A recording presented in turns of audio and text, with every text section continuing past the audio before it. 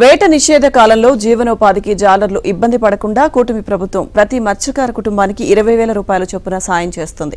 మత్స్యకారుల సేవల పేరుతో ఏపీలోని 1,30,796 కుటుంబాలకు 262 కోట్ల ఆర్థిక సహాయాన్ని ప్రభుత్వం లబ్ధిదారుల ఖాతాలో జమ చేయనుంది. ఇవాళ నెల్లూరు జిల్లా కావలిలోని తుమ్మలపెంట గ్రామంలో జరిగే కార్యక్రమంలో సీఎం చంద్రబాబు ఈ నిధులు విడుదల చేయనున్నారు. ఏటా ఏప్రిల్ 15 నుంచి జూన్ 14 వరకు సముద్రంలో మత్స్య సంపద సంరక్షణ, వృద్ధి కోసం 61 రోజుల పాటు ప్రభుత్వం వేట నిషేధాన్ని అమలు చేస్తుంది. ఈ వేట నిషేధ కాలంలో మత్స్యకార కుటుంబాలు జీవనోపాధికి ఇబ్బంది పడకుండా ప్రభుత్వం ఆర్థిక సాయం చేస్తుంది.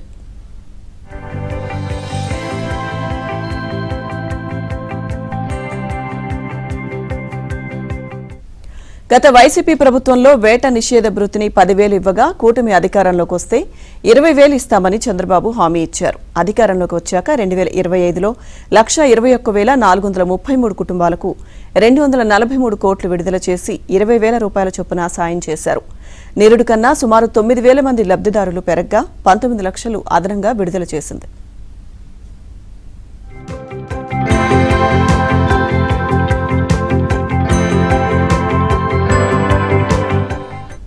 ఉదయం 9:30 సీఎం చంద్రబాబు తుమ్మలపెంటకు చేరుకుంటారు.